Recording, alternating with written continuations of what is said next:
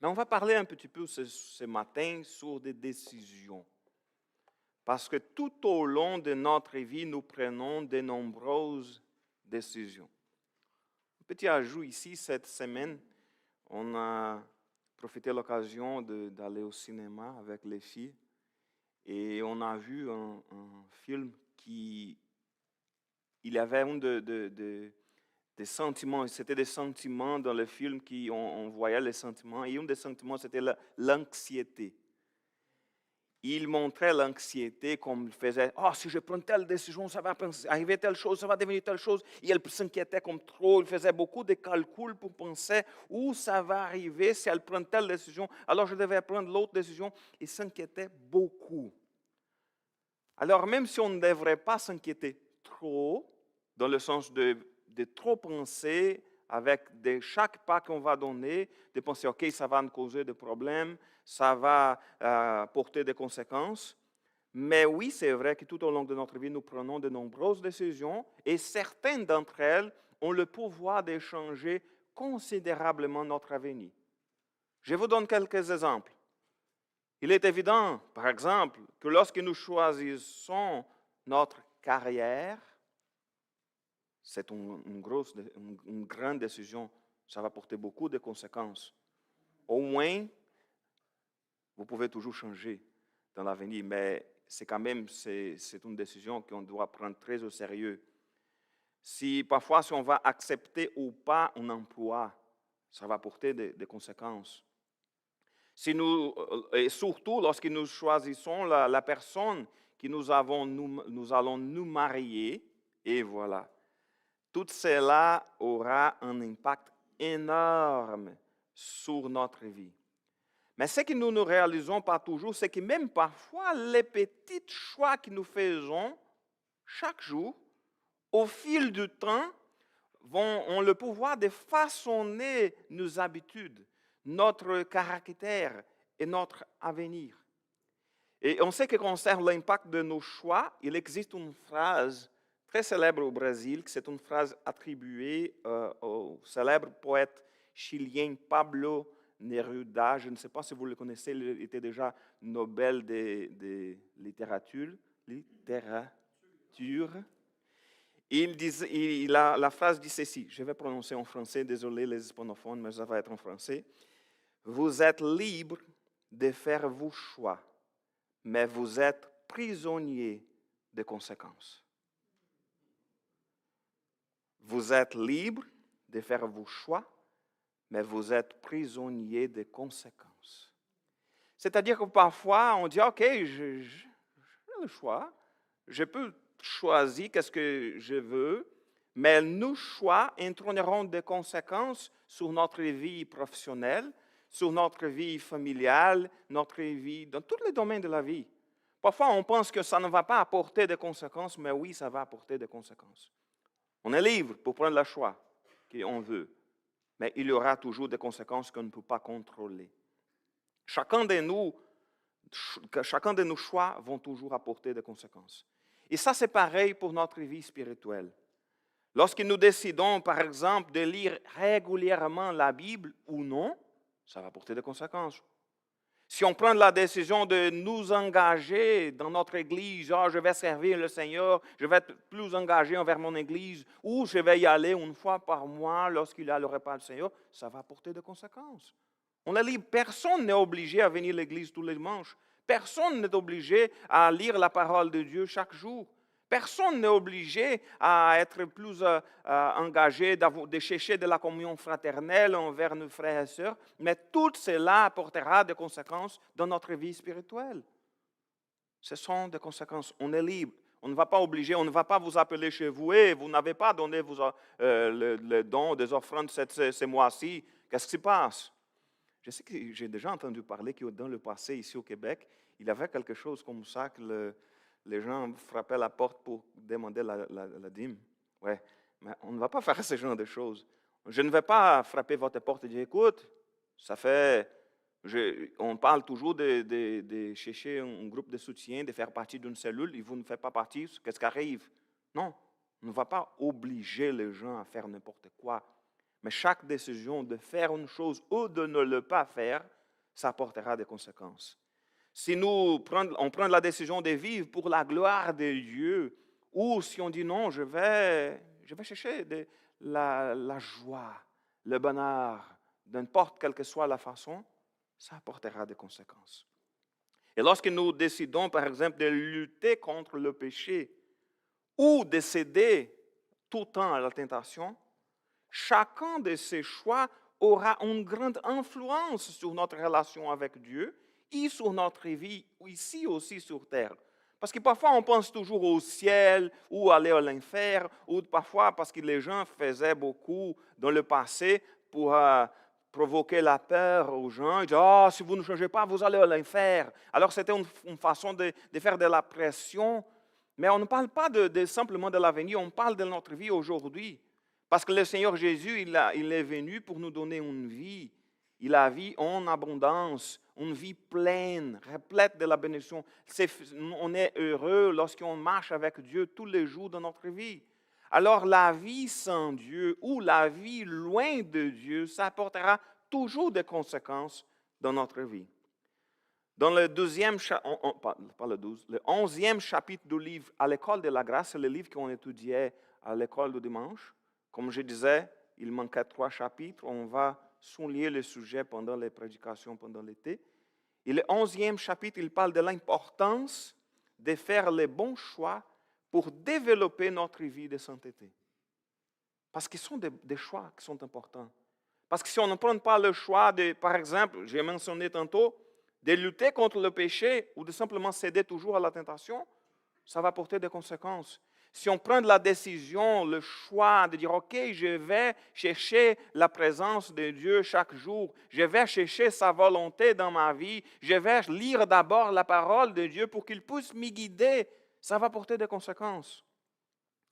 Une vie qui plaît à Dieu est le fruit de plusieurs choix qu'on prend chaque jour, que nous faisons en accord avec la parole de Dieu.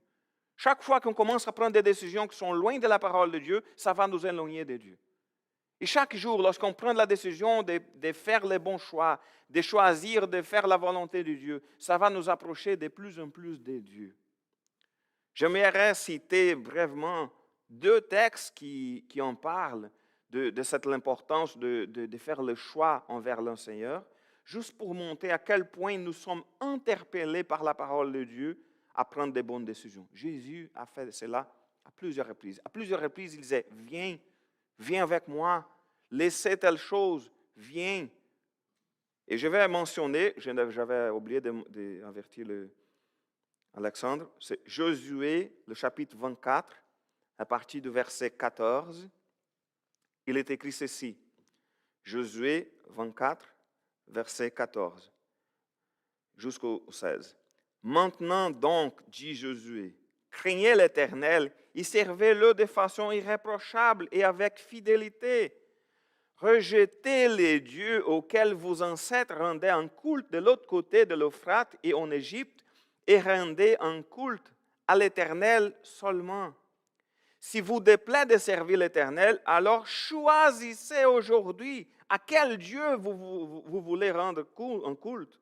Ceux qui vos ancêtres adoraient de l'autre côté de l'Euphrate ou ceux des Amoréens dont vous habitez le pays. Quant à moi et à ma famille, dit Josué, nous adorerons l'Éternel. Le peuple répondit, loin de nous la pensée d'abandonner l'Éternel pour adorer d'autres dieux. Alors il était question de dire, écoute, voici, vous avez le choix.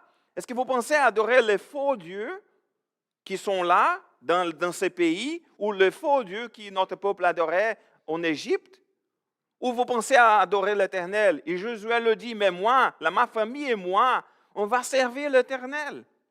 Et tout le peuple a dit, OK, loin de nous, on va adorer l'Éternel. Loin de nous la pensée d'abandonner l'Éternel. Alors Josué a encouragé le peuple à prendre une décision, parce qu'il venait de conquérir le pays. Il disait, écoute, OK, on va y habiter. Qu'est-ce qu'on fait maintenant? C'était le choix.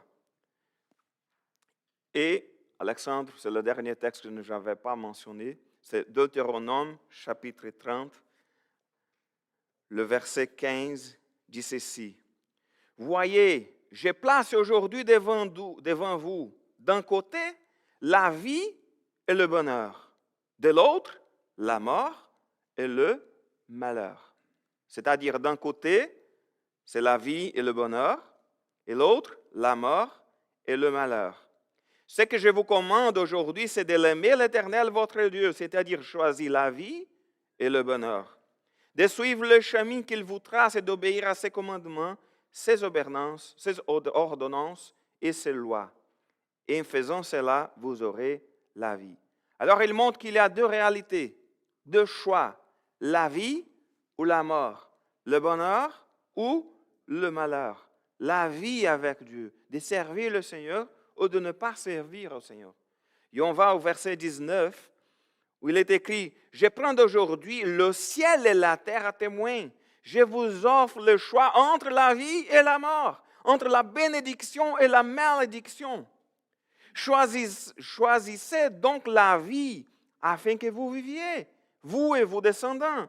Choisissez d'aimer l'Éternel, votre Dieu, de lui obéir et de lui rester attaché, car c'est lui qui vous fait vivre et qui pourra vous accorder de passer de nombreux jours dans le pays que l'Éternel a promis par serment de donner à vos ancêtres, Abraham, Isaac et Jacob. » Il disait au peuple, les choix sont devant vous. La chose qui se passe parfois est qu'on veut choisir aimer les choses de ce monde, mais parfois on oublie que c'est le chemin qui entraîne la mort. On oublie parfois que ça c'est le chemin qui entraîne les malédictions. Alors les choix sont clairs, la vie avec le Seigneur et la mort loin de Dieu. Alors les choix sont devant nous. Chaque chemin que nous choisissons, il a toujours des conséquences. Choisirons-nous de la vie ou de la mort dans chaque décision de notre vie? Choisissons la vie ou la mort. Et pour y réfléchir, on va analyser ce matin le texte de Galates, le chapitre 5, à partir du verset 13. Et le texte, il nous montre d'abord que nous sommes libres pour choisir la voie à suivre. Parce que vous pouvez penser, OK, non, mais c'était l'Ancien Testament. Mais ici, on parle aussi au peuple de Dieu. Parce qu'on va parler tantôt d'être esclave du péché, mais pour le moment, on parle du peuple de Dieu. Le texte que nous avons lu, le peuple de Dieu peut choisir, suivre fidèlement le Seigneur et de jouir des bénédictions qui découlent de ce choix, ou d'être infidèle envers le Seigneur et d'en supporter les conséquences. Ce sont les choix. C'est comme on peut prendre les décisions qu'on veut, mais on ne peut pas contrôler les conséquences. Nous pouvons faire ce choix avant tout parce que Christ nous a rendus libres. Et je vais mentionner le premier verset pour mettre en contexte, qu'il est écrit que Christ nous a rendus libres pour que nous connaissions la vraie liberté. C'est pourquoi tenez bon et ne vous mettez pas à nouveau sous le joug de l'esclavage. Nous tous, on était, c'était le verset 1, désolé, nous étions esclaves du péché. Et dans ce contexte de Galates, qu'est-ce qu'on parlait? Il y avait un désaccord entre certains membres de l'Église avec la question relative à la loi de Moïse et la circoncision. Quelle était la question? L'idée, c'est que les Juifs qui devenaient chrétiens pensaient qu'on devrait garder toutes les lois qui sont de l'Ancien Testament. Et les gens qui ne venaient pas de le Juif disaient, écoute, mais on n'est pas des Juifs. On ne doit pas obéir à la loi. Et la parole nous dit d'une façon claire que nous ne sommes ni esclaves ni du péché, ni de la loi. Aucun chrétien authentique ne sera condamné à l'enfer à cause du péché. Ah non, ok, vous êtes un chrétien? Oui, je suis un chrétien. Un vrai chrétien? Oui, j'ai donné ma vie à Jésus, je l'ai servi. Oh, mais je vois ici qu'il y a quelques péchés dans ta vie. Alors, je vais faire la compte, je vais mettre tout dans une balance, je vais voir si vous pouvez entrer ou pas au ciel. Ça n'existe pas. Ça n'existe pas. Parce qu'en effet, C'est par la grâce que vous êtes sauvés, par le moyen de la foi. Et cela ne vient pas de vous, c'est un don de Dieu. Ce n'est pas par les œuvres, afin que personne ne puisse se vanter. C'est un don de Dieu. Alors, il n'est pas question, lorsqu'on parle ici de choisir, je parle aux chrétiens de choisir, servir le Seigneur chaque jour, de prendre la bonne décision envers la sanctification. On ne parle pas du salut, on ne parle pas de perdre le salut, on ne parle pas d'aller à l'enfer, on parle simplement de choisir la bonne voie, de choisir de servir le Seigneur, parce que Christ nous a rendus libres. Et c'est pour ça qu'on a le choix de suivre le chemin de Dieu chaque jour, de communier auprès de Dieu chaque jour, de grandir dans la foi chaque jour, de grandir dans la sainteté chaque jour, ou d'être un chrétien qui ne va pas trop grandir. Il ne va pas profiter de la vraie bénédiction de faire partie du peuple de Dieu. Parce que parfois on dit, oh non, je suis chrétien. Mais la vie avec Jésus, c'est une vie de joie, malgré les épreuves. Alors si on est vraiment près de Dieu, on va surmonter les défis qui sont devant nous. On va avoir de la joie qui vient de Dieu. Mais on ne peut pas penser qu'on va avoir de la joie qui vient de Dieu si on est comme Pierre était loin de Jésus au moment de la crucifixion. Et on va rester loin. Non, je viens de temps en temps. Je ne lis pas beaucoup la parole de Dieu. Ah, mais j'aimerais avoir la joie qui vient de Dieu. Il faut être plus près de Dieu. En Christ, nous connaissons la vraie liberté. Cependant, n'utilisons pas cette liberté pour vivre dans le péché. Le verset 13, il est écrit, la première partie, « Oui, mes frères et sœurs, vous avez été appelés à la liberté. » On vient de parler de ça. On était appelés à la liberté.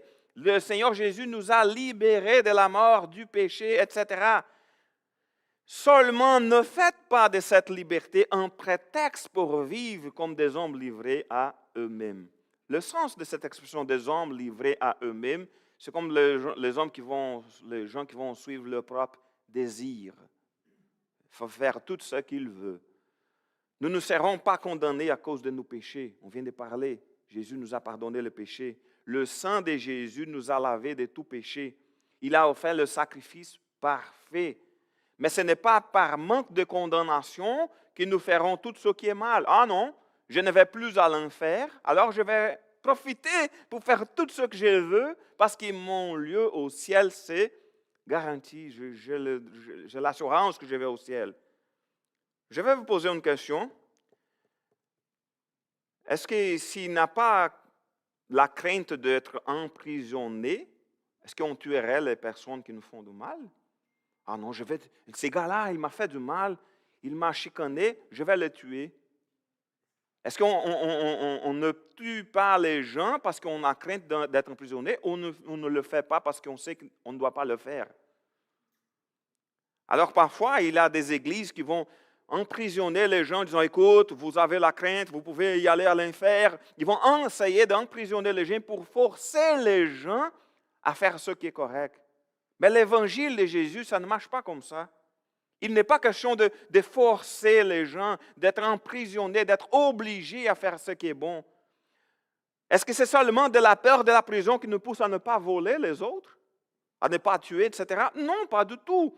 Ici, nous sommes vraiment sauvés. Le Saint-Esprit, il habite en nous. Il va nous pousser à faire ce qui est juste. Il va nous guider vers la parole de Dieu. Il va nous guider vers la volonté de Dieu. Si nous sommes vraiment sauvés, l'amour de Dieu en nous nous pousse à aimer notre prochain.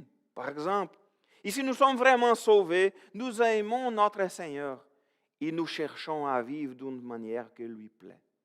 C'est ça le point. Alors, mettons-nous au service les uns des autres. Au contraire, le verset 13, il continue. Par amour, mettez-vous au service les uns des autres, car la loi s'y trouve accomplie tout entière par l'obéissance à cette seule parole. Tu aimeras ton prochain comme toi-même. Mais si vous vous blessez les uns les autres, et si vous vous entre-déchirez, prenez garde, vous vous détruisez mutuellement. Alors, il est question, Paul, il a écrit cette lettre, entre autres raisons, parce que les chrétiens se battaient, se chicanaient. C'est comme, s'il était québécois, probablement il était écrit, pas de chicane dans ma cabane. Pas de chicane dans ma cabane, pas de... Ah non, je n'ai pas de cochon de mon salon, exactement. Il dirait quelque chose comme ça. Mais c'était parce que les chrétiens s'y battaient à cause de oh non, il faut faire la circoncision. Non, non, non, il ne faut pas. Ah, on ne peut pas manger des choses qui sont offertes aux idoles. Non, on ne peut pas. Alors, ils faisaient de la chicane au sujet de la loi de Dieu. En d'autres termes, ils s'y battaient avec l'intention de bien faire. Ah non, faire attention. C'est comme chacun se souciait de ce que devrait être fait. Et à cause de cela, ils se chicanaient. Il avait des divisions de la chicane. Mais cela ne devrait pas arriver, pas du tout. Ne créons pas de divisions et d'intrigues à cause de différences de points de vue. Ça arrive beaucoup dans mon pays.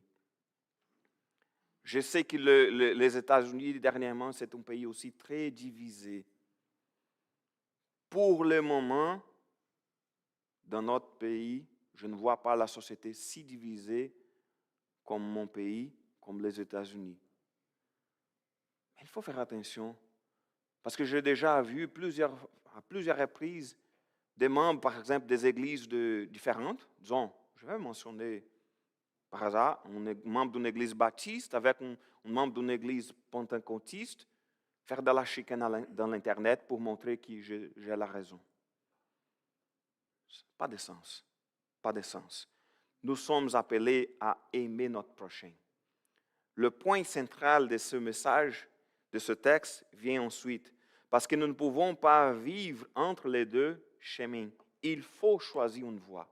Parce que parfois, on pense que c'est plus confortable de rester, OK, je vais garder un pied entre chaque chemin, entre chaque voie, dans chaque voie, et je vais marcher parfois comme la vie de la société en général, je vais faire tout ce que je veux, et parfois je vais prendre la décision de faire la volonté de Dieu et marcher entre les deux voies. Tu vas aller nulle part de cette façon. On ne peut pas aller entre les chemins. Surtout parce que les deux voies sont radicalement opposées. Lisons le verset 16 jusqu'au 18. Je vous dis donc ceci, menez votre vie dans la dépendance du Saint-Esprit. Alors, d'abord, une petite pause dans la lecture.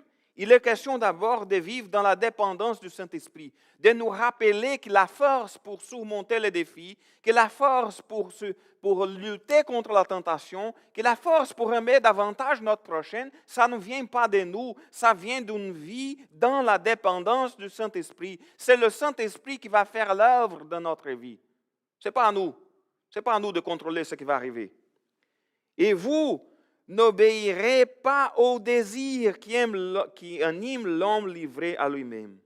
Alors il est question, il montre comme si c'est une bataille, un combat entre le Saint-Esprit de Dieu qui habite en nous et notre chair, nos désirs. Et il parle qu'on doit mener une vie dans la dépendance du Saint-Esprit et ne pas n'obéir pas aux désirs qui sont de notre chair.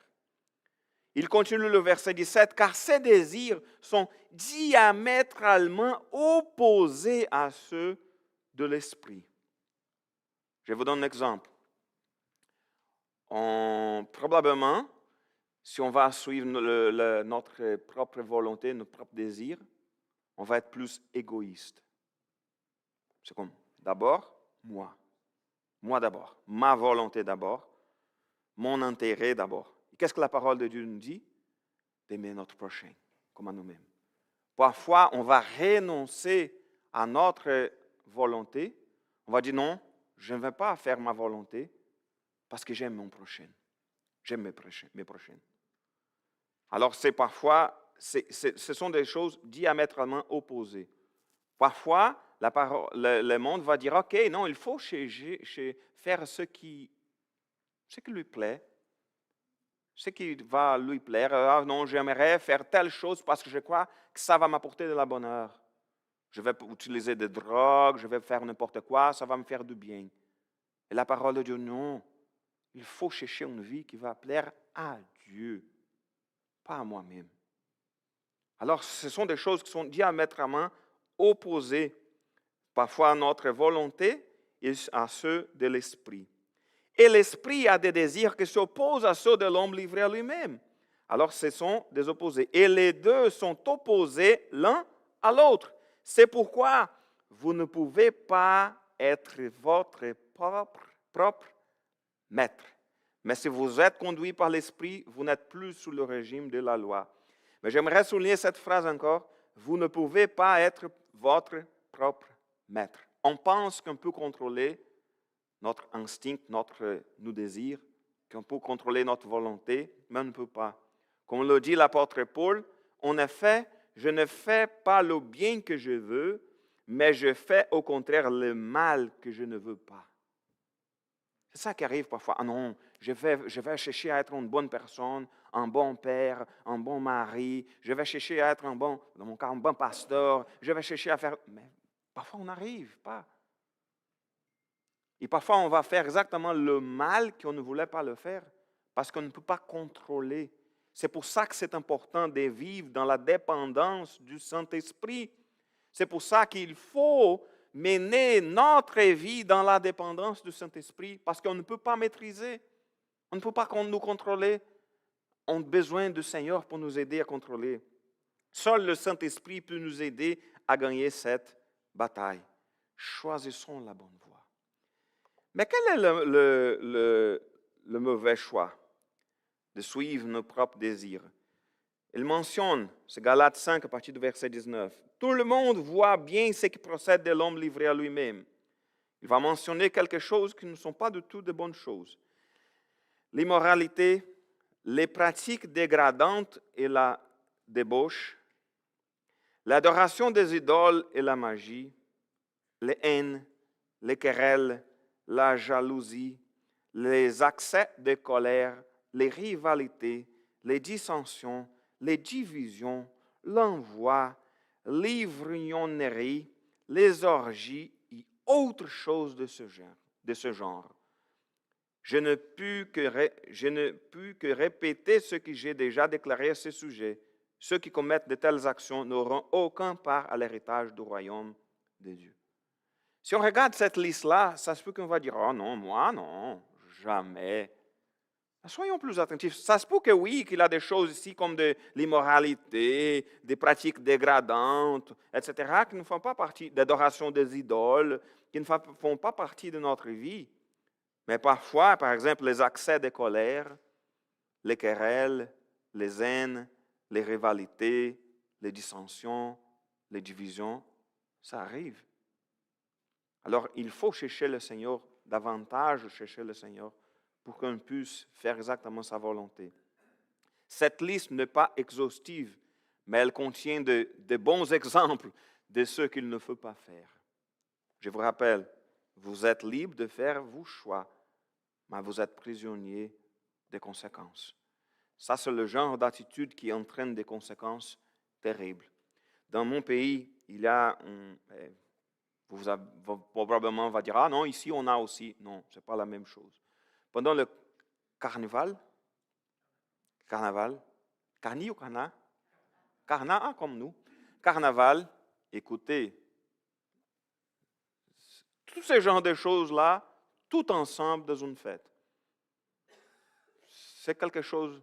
Ah, mais j'ai déjà vu, Eduardo, des images sur Internet. C'était une belle fête. OK, ça se peut que par Internet, dans l'émission de télévision, c'est une bonne fête, mais dans la vraie vie, c'est beaucoup de problèmes de violence, de drogue, de toutes sortes de promiscuité et de problèmes qui vont causer des problèmes pour toute la vie. J'ai connu des gens qui ont pris des mauvaises décisions dans cette fête-là, qui ont toujours des conséquences, comme parfois une maladie comme le sida, c'est en français c'est sida qu'on parle, ou de dépendance de drogue. J'avais des amis qui ont pris la décision d'utiliser une seule fois. C'est la fête, on va profiter de l'occasion. Il est dépendant jusqu'à aujourd'hui. On avait 17 ans. Alors ça entraîne des conséquences. C'est le genre d'attitude qui va toujours entraîner des conséquences terribles. Alors, nous ne suivrons pas nos propres désirs. Par contre, c'est le contraire. Vivrons selon l'Esprit de Dieu parce qu'il est le bon chemin. Mais les fruits de l'esprit, c'est l'amour, la joie, la paix, la patience, l'amabilité, la bonté, la fidélité, la douceur, la maîtrise de soi. La loi ne condamne certes pas de telles choses. Si on regarde cette liste-là, c'est quand même un gros défi de vivre de cette façon-là. Mais qu'est-ce que le texte dit? Il dit que c'est le fruit de l'esprit.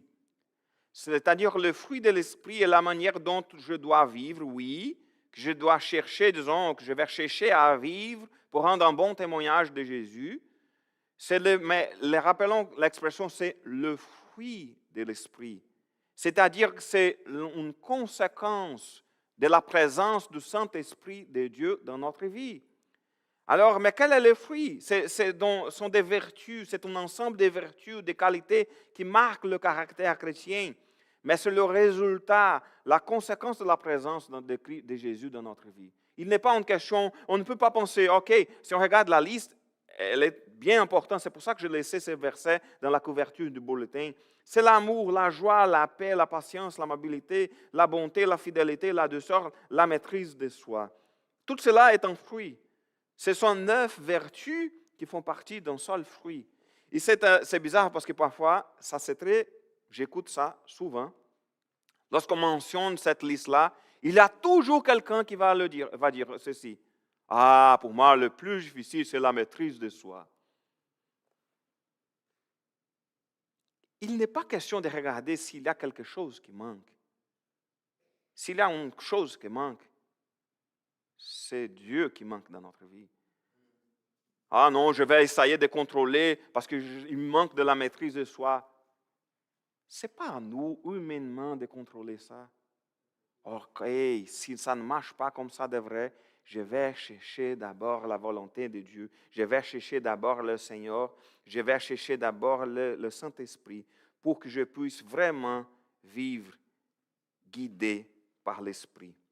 Parce que le texte nous dit que nous avons crucifié notre vieille nature. Or, ceux qui appartiennent à Jésus-Christ ont crucifié l'homme livré à lui-même avec ses passions et ses désirs. Ça veut dire quoi? On a crucifié l'homme livré. Ça a l'air qu'on a commis un homicide, a tué quelqu'un. Notre vieille, le vieux Eduardo. Parce que parfois, Philippe, il fait inclusive, c'est portugais.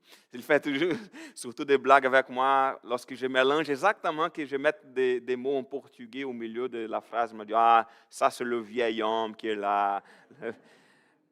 Ce n'est pas ça qu'on parle. C'est les attitudes qu'on avait lorsqu'on ne connaissait pas le Seigneur. C'est ça qu'il faut tuer chaque jour, le vieux Eduardo. J'ai besoin de tuer chaque jour. Je parlais avec quelqu'un, ça fait quelques dimanches, et je disais que je sentais que j'étais beaucoup fatigué parce que j'avais tendance, dans mon passé, parce que j'avais une vingtaine d'années, d'être beaucoup colérique. Mais aujourd'hui, je suis une personne extrêmement tranquille. Et je me sentais que j'étais bien fatigué lorsque je voyais que l'ancien Eduardo colérique, il menaçait de revenir. Et oups, ça faisait des années qu'il était contrôlé et je voyais qu'il manquait beaucoup de patience. Je dis, écoute, je suis fatigué. J'ai besoin de repos. Parce que j'étais plus faible, disons. Il faut chercher davantage le Seigneur. Alors, on a crucifié l'homme livré à lui-même. Lorsqu'on a donné notre vie à Jésus, on a pris la décision, OK, je vais abandonner les anciennes habitudes et je vais vivre pour la gloire de Dieu. Et surtout aussi parce que c'est le Saint-Esprit qui va nous aider dans cette démarche. C'est lui qui est la source de notre vie. Puisque l'Esprit est la source de notre vie, conduisons-nous selon sa volonté. C'est lui qui nous a donné la vie. C'est grâce à Jésus qu'on est vivant. Le Saint-Esprit qui est en nous, il nous a amenés de la mort à la vie. Grâce au sacrifice de Jésus, nous avons le pardon de nos péchés, nous avons la nouvelle vie en Jésus. Et c'est la source de notre vie, alors conduisons-nous selon la volonté. Et si le Saint-Esprit habite en nous vraiment, vivrons alors conduits par lui, vivrons selon sa volonté, parce que c'est lui qui va nous aider dans cette démarche de chercher la sainteté, de chercher une vie qui plaire à Dieu. Et surtout, ne soyons pas vaniteux. Le texte termine en disant, ne soyons pas vaniteux et évitons de nous provoquer les uns les autres et de nous jalouser mutuellement. Rappelons-nous le texte d'Éphésiens qu'on a mentionné. On est sauvé par la grâce, pour moyen de la foi. Ça ne vient pas de nous, ça vient de Dieu. Ça ne vient pas des œuvres, exactement pour qu'on ne puisse pas être quoi? Jalouse. De vanité, penser qu'on est mieux que les autres. Alors, il faut simplement penser et nous rappeler que c'est grâce à Jésus. Alors, choisissons la bonne voie. Prenons des bons choix chaque jour, chaque instant. Lorsque la tentation vient, prions le Seigneur. Essayons de lutter contre la tentation. Essayons OK, je vais faire plus d'efforts pour lire davantage de la parole de Dieu. Ça va m'aider à grandir dans la foi, à être plus près de Dieu. Mais surtout, n'oublions jamais que tout cela, c'est le fruit de la grâce de Dieu. On ne peut pas penser qu'on va faire n'importe quoi par nous-mêmes. C'est par la grâce de Dieu. Et aujourd'hui, on va profiter aussi de l'occasion pour prendre le repas du Seigneur. On va nous rappeler que Jésus, exactement, il a vaincu la mort. Il nous a donné sa vie. Et grâce à son sang, nos péchés sont pardonnés et nous avons la paix avec Dieu. On ne peut pas penser qu'il y a, OK, si mes péchés sont tous pardonnés, alors je vais faire n'importe quoi. Non. On va toujours garder en tête, OK, je vais faire ce qui est bon, mais ce n'est pas pour arriver à quelque chose ou pour avoir quelque chose, mais avec un cœur plein de gratitude. Merci Seigneur pour ton amour. C'est pour toi que je vais vivre. C'est grâce à lui que nous avons la vie éternelle. Nous vivrons l'éternité en sa présence. On va distribuer les éléments. J'invite le diacre pour venir m'aider. J'ai besoin de 8.